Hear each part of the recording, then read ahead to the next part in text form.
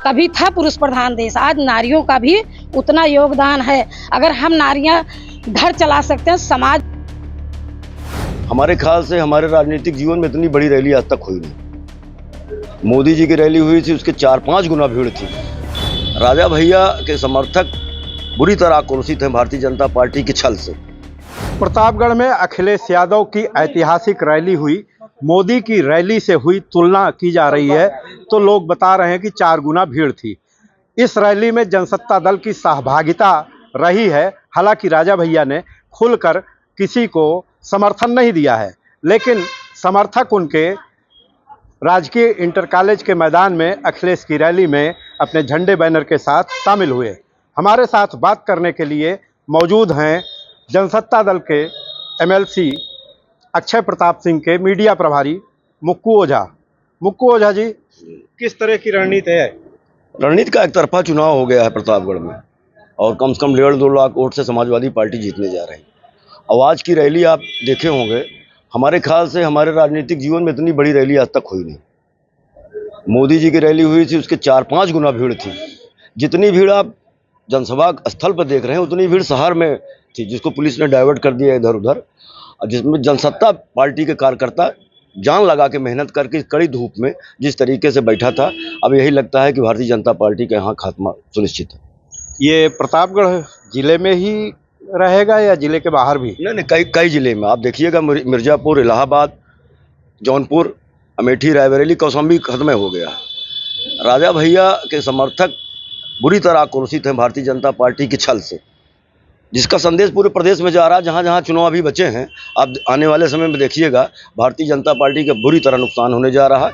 जिसका एक कारण ये भी था, अनुप्रिया पटेल जी का भाषण, अनाप शनाप बोलना, राजभर जी का अनाप शनाप बोलना, फिर वर्तमान सांसद संगम लाल जी का किसी विशेष जात पर टिप्पणी करना। कई मुद्दे ऐसे हैं, और इनके भ्रष्टाचार जो सांसद जी ने किया है उसका। किस तरह से भाजपा ने छला है राजा भैया को? अब राजा भैया हर मौके पर उनकी मदद किया भारतीय जनता पार्टी की। जैसे आप जानते हैं कि राष्ट्रपति के चुनाव में, विधान परिषद के चुनाव में, राज्यसभा के चुनाव में, विधानसभा में भी राजा भैया ने इनका भरपूर सहयोग किया। उसके बावजूद पीछे पीछे दौड़ाना, किसी हमको वेट न देना, ये बड़ी बात है। तो राजा तो न्यूट्रल हैं, लेकिन कार्यकर्ता आक्रोशित हैं कि नहीं, हम समाजवादी पार्टी की मदद करने जा रहे हैं, हम इनकी मदद नहीं करें, धोखेबाज है। मतलब ये एक तरफा प्यार है क्या? एक तरफा प्यार नहीं है।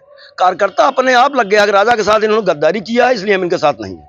और आज आप देखे होंगे जितनी भीड़ थी, उसमें आधा से ज़्यादा जनसत्ता दल के लोग थे।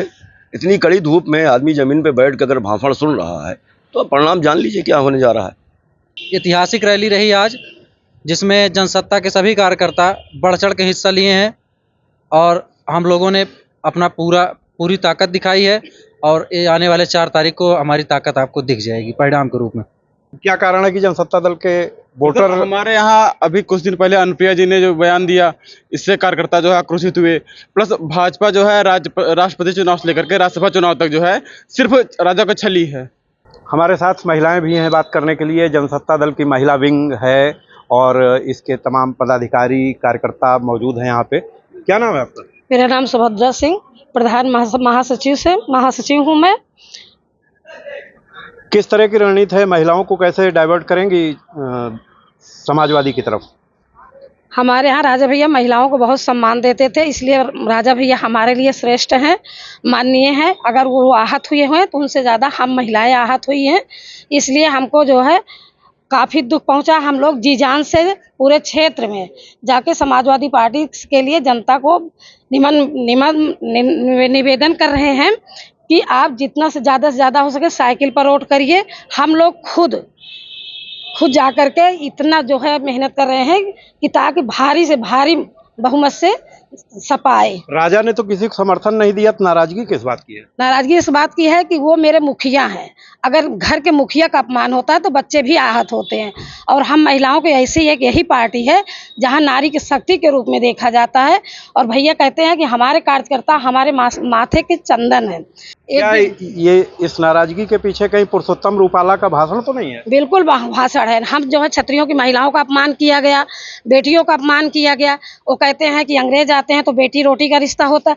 हमारे तो इतने श्रेष्ठ महाराणा प्रताप है कि हमको तो आधा भारत मिल रहा था। हम तो तब समझौता नहीं किए, आज कैसे छोटी छोटी बातों के लिए समझौता कर लेंगे।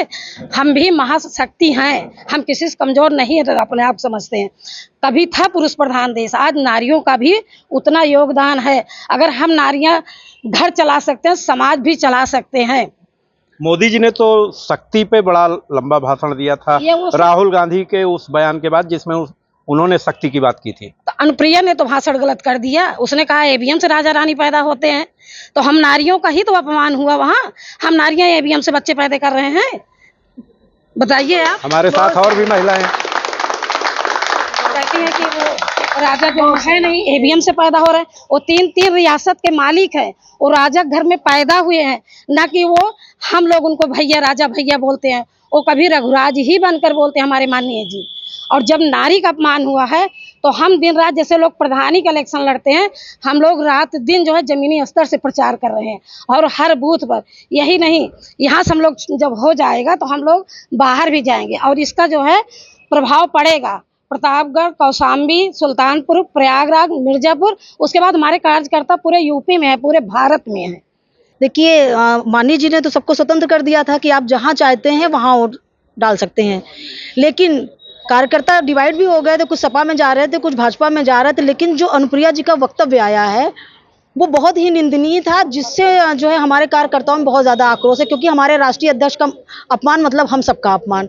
25 तारीख के बाद क्या रणनीति होगी 7वें चरण के लिए? देखिए, 25 तारीख के बाद हमारे आधे से ज़्यादा कार्यकर्ता सब जा रहे हैं मिर्ज़ापुर, क्योंकि उनका जो वक्तव्य था, उनको ये बताना है कि ईवीएम से अब राजा रानी सच में नहीं पैदा होते हैं, ईवीएम से जनसेवक पैदा होते हैं, और वो जनसेवक अगर बनना चाहती हैं तो ईवीएम से खुद को बचा लें। राजा भैया मौन है, लेकिन जनसत्ता दल सपा के साथ है।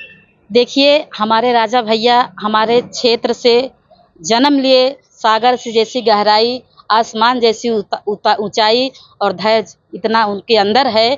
कभी वो भी मंच पे जाते हैं तो जैसे हमारी अनुप्रिया पटेल जी ने बोली, हमारे राजा भैया तो कभी नहीं अपने जोश में होश भूल जाते हैं।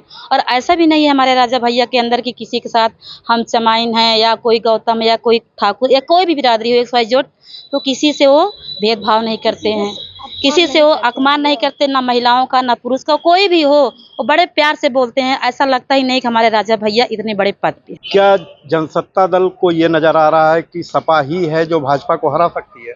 हाँ, हम सबको तो यही लग रहा है, इसीलिए आप लोग सपा के साथ जा रहे हैं? जी, इसीलिए सपा के साथ जा रहे हैं और जाएंगे। दादी, आप कहाँ से आएंगी? और भैया सड़ावा सुबह किया है, सड़ावा सुबह किया लीलापुर से। लीलापुर। अच्छा, आप भी राजा भैया के साथ हैं? हाँ उनकी लड़ाई में आप शामिल हैं? हाँ, अभी क्या आए हैं? हम भी राजा भैया के साथ हैं, हम भी राजा भैया के साथ हैं। जिले के बाहर भी जाएंगी राजा भैया की लड़ाई लड़ने? हाँ, बिल्कुल जाएंगे, जहाँ कहेंगे वहाँ बिल्कुल जाएंगे।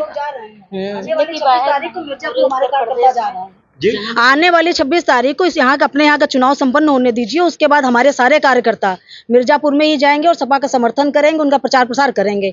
और सोशल मीडिया के माध्यम से हम लोग जो हमारे कार्यकर्ता उन तक अपना संदेश पहुंचा दिए, वो ऑलरेडी प्रचार प्रसार वहाँ कर रहे हैं। तो ये है जनसत्ता दल के समर्थक और पदाधिकारी।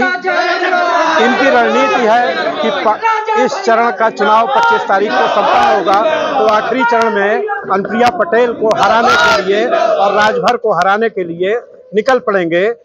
हालांकि इस दरमियान ये लोग IT का सहारा ले रहे हैं, सोशल मीडिया के सहारे वहां पे अभियान छेड़े हुए हैं। प्रतापगढ़ से मनोज त्रिपाठी। यूपी की हर खबर देखने और उनसे अपडेट रहने के लिए हमारे चैनल श्रेष्ठ यूपी को सब्सक्राइब और लाइक करें। साथ ही बेल आइकन को दबाना ना भूलें, जिससे हमारे हर वीडियो की जानकारी आप तक पहुंचती रहे।